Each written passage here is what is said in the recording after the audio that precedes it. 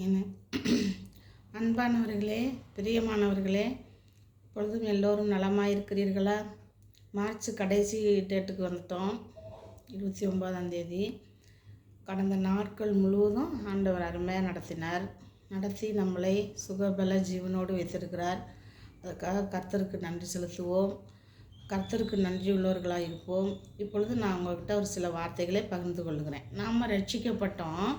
நம்மளுக்கு வெளியேறப்பட்ட ரட்சிப்பை கொடுத்துருக்காரு. நம்ம ரட்சிப்பின் பிள்ளைகள், நம்ம விசுவாசி. நம்ம விசுவாசம் எப்படி இருக்கிறது, விசுவாசத்தை பற்றி நான் உங்கள்கிட்ட சில காரியங்களை பகிர்ந்து கொள்கிறேன். இங்கே ஒரு வசனம் படிக்கிறேன், கேளுங்க. மத்தேயு 17:15 அதிகாரம் 14 படிக்கிறேன், கேளுங்க. 17:14 அவர்கள் ஜனங்களிடத்தில் வந்தபோது ஒரு மனுஷன் அவரிடத்தில் வந்து அவர் முன்பாக முழங்கால் படியிட்டு, ஒரு மனுஷன்னு சொல்லப்பட்டிருக்கு, ஒரு மனுஷன் அவரிடத்தில் வந்து முழங்கால் படியிட்டு, ஆண்டவரே, என் மகனுக்கு இரங்கும், அவன் சந்திரோயோகி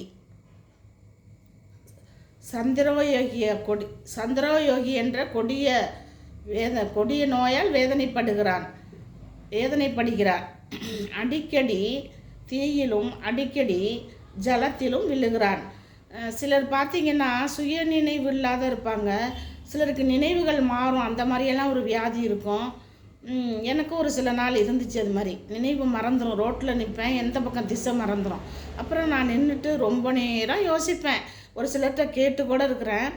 ஆனால் அது மாதிரி ஒரு வியாதி அது சிலருக்கு இருக்கும், நினைவுகள் மறந்து போகிறது. அந்த மாதிரி அவன் நினைவு மறந்தவனாக இருக்கிறான். சந்திராயோகின்னு ஒரு நோய். அந்த நோய் அவனுக்கு வந்திருக்கு. அந்த நோயில் அவன் என்ன பண்ணுறான், தீயிலையும் விழுவுறான், ஜலத்தில் தண்ணியிலையும் போய் குதிக்கிறான். அந்த மாதிரி ஒரு மகன் இருக்கிறான். அவனை உம்முடைய சீசர்களிடத்தில் கொண்டு வந்தேன். அவனை சொஸ்தமாக்க அவர்களால் கூடாமற் போயிற்று. அவனை என்ன பண்ணுறாங்க, இயேசுவோட சீசர்கிட்ட கொண்டு வராங்க. சீசர்கள் இருந்தாங்க இல்லையா, இயேசு கிறிஸ்துவோட அந்த இயேசுப்பாக்கிட்ட அந்த சீசர்கள்ட்ட கொண்டு வராங்க. கொண்டு வந்து அவர் இந்த மகனை கொண்டு வர்றார் அவர். ஆனால் அங்கே கொண்டு போனோன்னா அவங்களுக்கு சொஸ்தமாக்க முடியலை.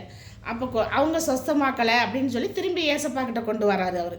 இயேசு பிரதித்திரமாக,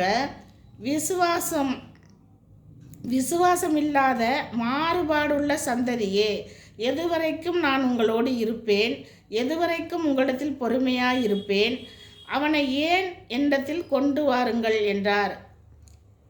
அவனை என்னிடத்தில் கொண்டு வாருங்கள் என்றார்.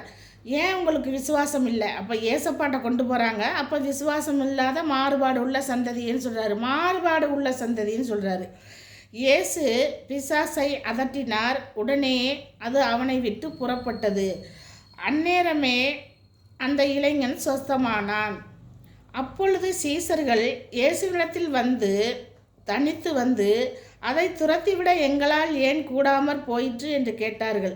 அப்பொழுது அவங்களுக்கு ஒரு சந்தேகம் வந்துடுது. சீசர்கள் திரும்பி ஏசப்பாட்டை கேட்குறாங்க, நாங்கள் துரத்தும் போது ஏன் அது எங்களால் முடியலை, அது ஏன் இந்த பிசாசு போக மாட்டேன்ருச்சு அப்படின்னு கேட்குறாங்க. அப்போ ஏசப்பா சொல்கிறாரு, அந்த படிக்கிறேன், கேளுங்க. அப்பொழுது கேட்டார்கள் சீசர்கள் கேட்குறாங்க, ஏன் எங்களுக்கு நான் இயேசுவினத்தில் அதை துரத்தி விட எங்களால் ஏன் கூடாமற் போயிற்று அப்படின்னு கேட்குறாங்க. அதற்கு இயேசு, உங்கள் அவிவிசுவாசத்தினால்தான், உங்கள் அவிவிசுவாசத்தினால்தான். கடுகு விதை அளவு விசுவாசம் உங்களுக்கு இருந்தால் இந்த மலையை பார்த்து இவ்விடம் விட்டு அப்புறம் போ என்று சொல்ல அது அப்புறம் போம். உங்களால் கூடாமல் போன காரியம் ஒன்றுமிராது, உங்களால் கூடாத காரியம் ஒன்றுமிராது என்று மெய்யாகவே உங்களுக்கு சொல்லுகிறேன் அப்படின்னு சொல்லிட்டு அடுத்தது சொல்கிறாரு, இந்த ஜாதி பிசாசு ஜெபத்தினாலும் உபவாசத்தினாலும் அன்றி வேற எந்த விதத்திலும் புறப்பட்டு போகாது. இந்த ஜாதி பிசாசு என்ன பண்ணுமா, உபவாசத்தினாலும் ஜெபத்தினாலும் தான் துரத்த முடியுமா அப்படின்னு சொல்லி இத்தனை வார்த்தைகளை சொல்கிறாரு இயேசு. 14 படிச்சிருக்கேன், கேளுங்க.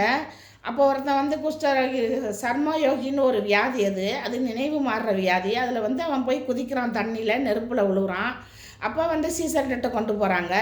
நீங்கள் நல்லா படித்து பாருங்கள், 14லேருந்து 20 வரைக்கும் படிங்க. அப்போ வந்து 21 வரைக்கும் படிங்க, தெரியும். அது வந்து சொல்கிறாரு அவர் ஏசப்பாட்ட. அந்த சீசர்கள் வந்து திரும்பி அவங்களும் கேட்குறாங்க, எங்களால் ஏன் அது துரத்தாமல் போயிட்டு, உங்கள் கூட நாங்கள் இருக்கிறோமே, நீங்கள் செய்கிறத நாங்கள் செய்கிறோமே, எங்களால் ஏன் அது கூடாமல் போயிட்டு அப்படின்னு வந்து கேட்குறாங்க. அப்போ என்ன சொல்கிறாரு ஏசப்பா, விசுவாசம் இல்லாத மாறுபாடு உள்ள சந்ததியே, உங்களுடைய அவிவிசுவாசம்னா என்னங்க? விசுவாசம் என்றால் என்ன, அவிசுவாசம் என்றால் என்னன்னா தெரிந்து கொள்ளுங்க.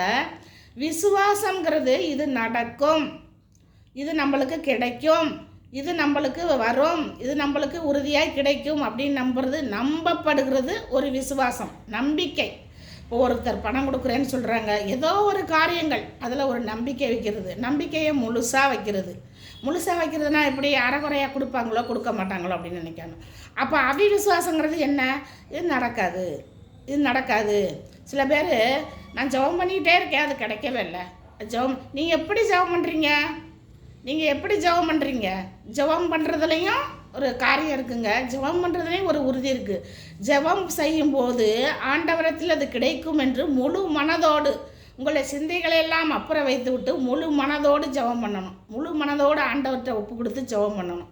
ஜெபம் பண்ணுவதிலையும் ஒரு காரியம் இருக்கிறது, ஜெபம் பண்ணணும். அப்போ வந்து மாறுபாடுள்ள சந்ததின்னு சொல்கிறாரு.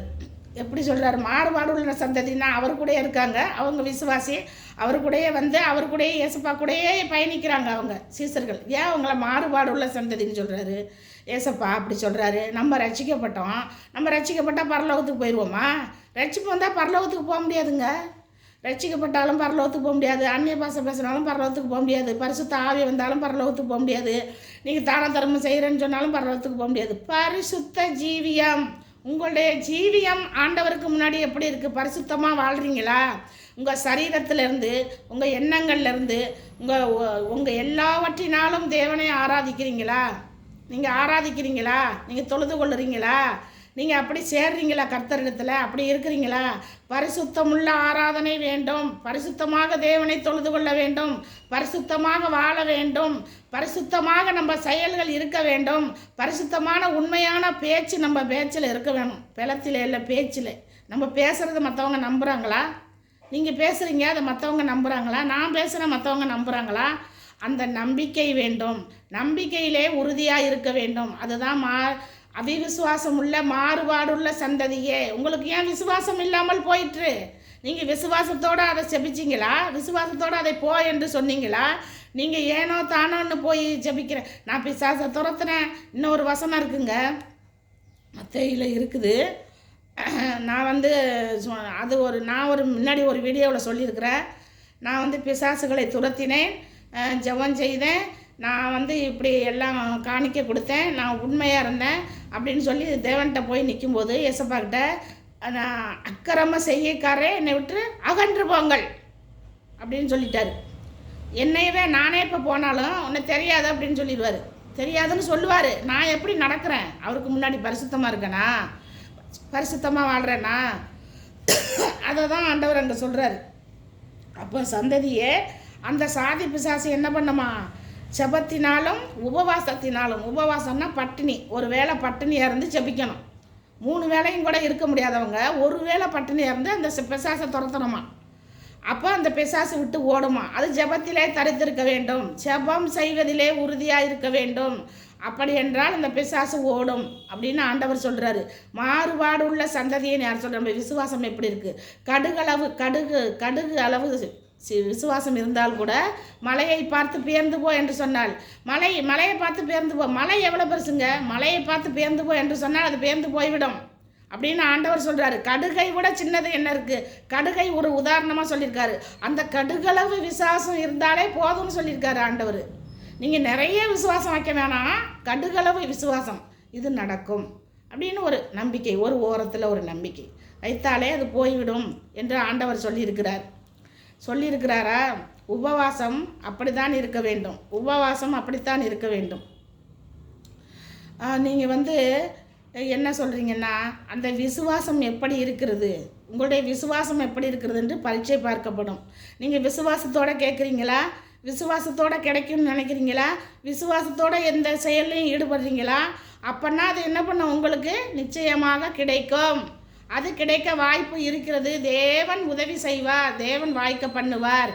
நான் வந்து ஜெபிச்சேன் அப்படின்னு சொல்லிட்டு சில பேர் பல காரியங்களை வச்சுட்டு ஜெபிப்பாங்க. நீங்கள் கொடுங்க கொடுங்க கொடுங்க கொடுங்க, அதை கொடுங்க இதை கொடுங்க, என் பிள்ளைக்கு படிப்பை கொடுங்க, என் பிள்ளைக்கு இதை கொடுங்க, எனக்கு சொத்தை கொடுங்க, சுகத்தை கொடுங்க, பணத்தை கொடுங்க. நீங்கள் எல்லாத்தையும் கேட்காதீங்க. அவர் உங்கள் பக்கத்து வீட்டுக்காரர் இல்லை, மல்லிகை கடைக்காரர் இல்லை, உங்களுக்கு எடுத்து லிஸ்ட்டு போட்டு கொடுக்குறதுக்கு. ஏசப்பாட்டை கேட்காதீங்க. உம்முடைய சித்தம் என் வாழ்க்கையில் வரட்டும், உம்முடைய சித்தம் நிறைவேறட்டும், உம்முடைய சித்தத்தின்படி எனக்கு செய்யும். ஒரு மணமகளை தேடினாலோ ஒரு மணமகனை தேடினாலோ உம்முடைய சித்தமானவர்கள் எனக்கு கிடைக்கட்டும், உம்முடைய சித்தமான மணப்பெண் வரட்டும், உம்முடைய சித்தமான மணமகன் வரட்டும் என்று வாலிப பிள்ளைகளே அப்படி ஜெபியுங்கள். உமக்கு சித்தமானதை கொடுங்க ஆண்டவரே, அது வாய்க்கட்டும், அது எனக்கு கிடைக்கட்டும் அப்படின்னு நீங்கள் ஜெபிங்க. நீங்கள் வந்து அதை கொடுங்க இதை கொடுங்க, நீங்கள் பல கனவுகள் கண்டுக்கிட்டு இருப்பீங்க. அதெல்லாம் கொடுங்கன்னு கேட்டால் ஆண்டவர் கொடுக்க மாட்டார். அது சாத்தான் கொடுக்கும். அண்ணா சாத்தான்ட்ட கேட்டிங்கன்னா அது கொடுக்கும். நான் உனக்கு கொடுக்குறேன், வா அந்த உலகத்தையே உனக்கு தர்றேன், எல்லாத்தையும் தரேன், நீ போய் கீழே குதின்னு சொன்னால் அது சாத்தான் தானே. ஏசுப்பாவையே ஏசு கிறிஸ்துவே அப்படி சொன்னிச்சு. அவரே சோதிக்கப்பட்டு பாடுபட்டதினாலே என்ன பண்ணார்? நம்மளை ஜெயிக்கிறதுக்கு, நம்மளை விடுதலையாக்குறதுக்கு பாடுபட்டதினாலே தான் நம்மளுக்கு ரட்சிப்பு கிடைத்தது. அவரே சோதிக்கப்பட்டு பாடுபட்டார்னு இருக்குது. அவரே சோதிக்கப்பட்டார். அவரையே பிசாசு போய் சோதிக்குது, தெய்வத்தையே சோதிக்குது. அப்போ நம்மளை சோதிக்காதா? நம்மக்கிட்ட ஈஸியாக வந்துடும். நீங்கள் அதுக்கு இடம் கொடுத்துடாதீங்க, ஈஸியாக வந்துடுங்க. நல்லா பேசுவாங்க, நம்மக்கிட்ட நல்லா பேசுவாங்க, சர்க்கரையாக பேசுவாங்க, தித்திப்பாக இருக்கும், தேனாக பேசுவாங்க. நீங்கள் நம்பாதீங்க. அந்த வார்த்தை எப்படிப்பட்டது, அவர்கள் பேசுவ வார்த்தை எப்படிப்பட்டதுன்னு அதை யோசித்து சிந்தித்து நீங்கள் உங்கள் சிந்தனையில் எடுத்து அது நல்லதா கெட்டதான்னு யோசித்து முடிவெடுங்க. நான் அது மாதிரி நம்பி நிறைய வீணாக போயிருக்கேன்.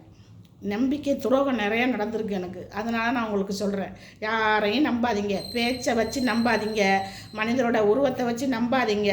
அவங்க உள்ளம் வேறு மாதிரி யோசிக்கும், அவங்க உள்ளம் வேறு மாதிரி இருக்கும். அதெல்லாம் செய்யாதீங்க. கர்த்தரிடத்துல கேளுங்க, கர்த்தரிடத்துல உட்கார்ந்து ஜெபித்து அவர் அனுப்புவார். எலியாவுக்கு ஒரு காகையை கொண்டு போசித்தார், இந்தா அப்படின்னு. எங்கே? சூரிய செடிக்கு கீழே எங்கே போய் இருந்தார்? ஆத்தாங்கரையில், கேரித்த ஆட்டாங்கரையில் கொண்டு போய் காக்கா கொடுக்குது. அது மாதிரி நம்ம விசுவாசம் எப்படி இருக்கிறது? அவர் விசுவாசித்தான், அவன் தேவனிடத்தில் இருந்தான், அவன் தேவனிடத்தில் ஜெபித்தான், அவனுக்கு எல்லாம் நடந்தது. அவர் எல்லா அற்புதங்களையும் செய்தார். பவுல்ராஜா எத்தனை அற்புதங்களை செஞ்சார்? அவர் செஞ்சதெல்லாம் அவர் செய்யலையா? செஞ்சார். வெள்ளியும் பொண்ணும் என்னிடத்தில் இல்லை. வெள்ளியும் பொண்ணும் யாருக்கு சொந்தங்க? ஆண்டவருக்கு சொந்தம். எல்லா வசனங்களும் கொடுக்கப்பட்டிருக்கிறது. நம்ம வாழ்க்கைக்கு தேவையான அனைத்தும் பைபிளில் கொடுக்கப்பட்டிருக்கிறது. அது மாதிரி விசுவாசம் இல்லாத மாறுபாடுள்ள சந்ததியே, நீங்கள் ஏன் இப்படி இருக்கீங்க அப்படின்னு ஆண்டவர் கேட்குறாரா? நம்மளை பார்த்து கேட்குறாரா? உங்களை பார்த்து கேட்குறாரா? நீங்கள் விசுவாசத்தோட ஜெபம் பண்ணுங்க, விசுவாசத்தோட கேளுங்க, விசுவாசத்தோட இருங்க, விசுவாசத்தோட ஜெபிங்க. கிடைக்கும், ஏசப்பா தருவார் அப்படின்னு நீங்கள் ஜெபிங்க. உங்கள் சித்தம் என் வாழ்க்கையில் நடக்கட்டும் ஆண்டவரே, உங்களுடைய சித்தம் வரட்டும் ஆண்டவரே. ஏசுப்பா அப்படி தான் செஞ்சார். இந்த பாத்திரம் என்னை விட்டு எடுபடக்கூடுமா, உங்களுடைய சித்தமானால் இதை எடுத்து போடணும்னு ஜெபிச்சார். அது மாதிரி தான் நம்ம ஜெபிக்கணும்.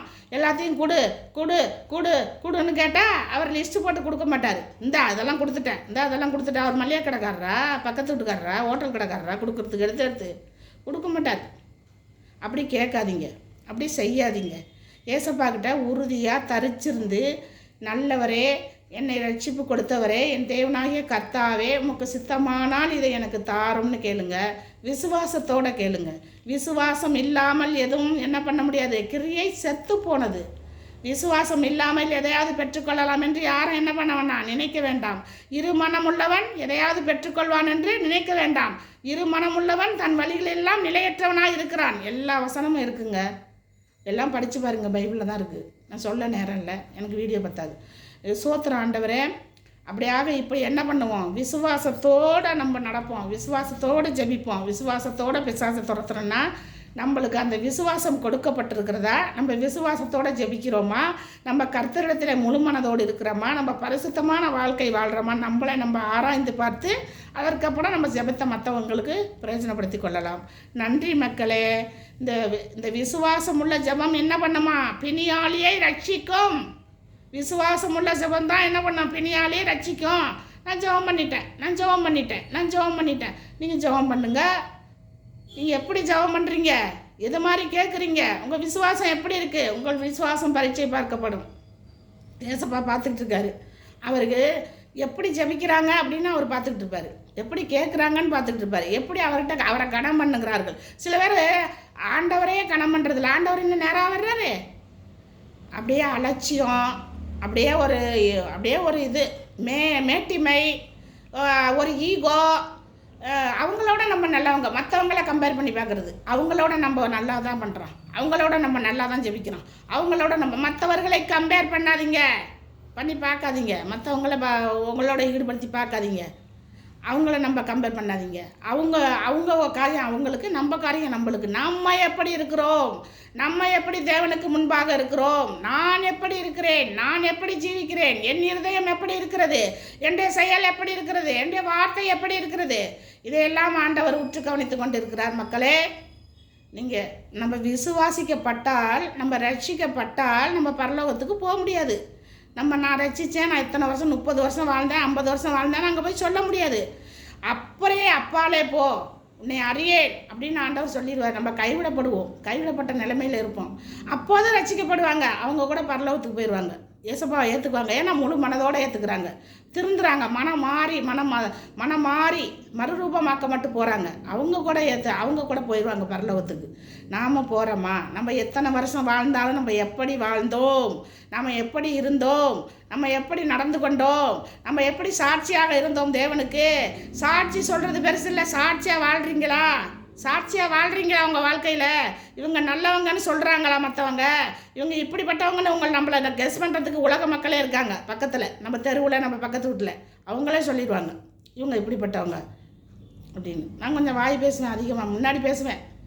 இப்போ கொஞ்சம் குறைச்சிட்டேன், ஆண்டவர் குறைக்க வச்சுட்டாரு. குறைச்சி பேசி கொஞ்சம் என்னோடய சூழ்நிலை, என்னோடய சிச்சுவேஷன்லாம் இருக்கும், ரொம்ப கோவப்படுவேன், பேசுவேன். அந்த மாதிரி என்னோடய கேரக்டர். இப்போ எல்லாத்தையும் தேவன் மாற்றி விட்டார். அவர் வந்தார், உள்ளுக்குள்ளே வந்தார், மாற்றிட்டார், சாந்தமாக மாற்றிவிட்டார். நன்றி மக்களே. இப்படியாக அப்படி ஆசைப்படுவோம், விசுவாசிப்போம், இப்படியாக நாம் வாழக்கடவோம், விசுவாசம் உள்ளவர்களாக இருப்போம். எந்த வியாதியாக இருந்தாலும் சரி, எந்த தேவையாக இருந்தாலும் சரி, விசுவாசத்தோடு ஆண்டவர்கிட்டே கேட்போம். விசுவாசம் உள்ளவர்கள் தான் எல்லாத்தையும் ஜெயிக்க முடியும். விசுவாசம் உள்ளவர்கள் கேட்கும்போது அது கிடைக்கும். இத்துடன் முடித்து கொள்ளுகிறேன். நன்றி. இப்பொழுது ஒரு சின்ன ஜெபம். நான் எங்களை நேசிக்கிற அருமை பிதாவே, இந்த வேளையிலே உம்மை துதிக்கிறேன் அப்பா, உம்மை ஸ்தோத்திரிக்கிறேன். நீ நல்லவர், பெரியவர், மாறாதவர், திக்கற்றவர்களின் தேவன், விதவைகளின் தேவன், ஏழைகளின் தேவன். எங்களுக்காக அடிக்கப்பட்ட ஆட்டுக்குட்டி, எங்களுக்காக அடிக்கப்பட்டு எங்களுக்கு ரட்சிப்பை கொடுத்தீர். உங்களுக்கு நன்றி செலுத்துகிறேன் அப்பா. அந்த கடைசி மாதத்தில் கூட தேவனே எங்களை மட்டுமாய் நடத்தி வந்த தயவுக்காய் உமக்கு நன்றி செலுத்துகிறேன். இனிமேலும் நடத்த போகிறீங்க ஆண்டவரே. அப்பா, எங்களை உள்ளங்கைகளில் வரைந்து வைத்திருக்கிறீர், உங்கள் மதலை முன்னாடி வைத்திருக்கிறீர் ஆண்டவரே. எங்களுடைய நடைகளை எல்லாம் அறிந்தவர், எங்களை எல்லாவற்றையும் அறிந்தவர், எங்கள் இருதயங்களை சோதித்து அறிகிற தேவன் கர்த்தாவே, எல்லாவற்றுக்கும் போதுமான தெய்வம். இப்பொழுது ஒப்புக் கொடுக்கிறேன். பிள்ளைகளை ஆசீர்வதிங்க. ஒவ்வொரு தேவ பிள்ளைகளும் உங்களுடைய விசுவாசத்திலே வளர்ந்து வரட்டும், விசுவாசத்திலே இருக்கட்டும், விசுவாசம் அவர்களை ரட்சிக்கட்டும் ஆண்டவரே. அப்படியாக எல்லாவற்றையும் உடைய கரத்தில் தாழ்த்தி ஒப்புக் கொடுக்கிறேன். இயேசு கிறிஸ்துவின் நாமத்தில் ஜெபிக்கிறேன் நல்ல பிதாவே, ஆமேன். அல்லேலூயா.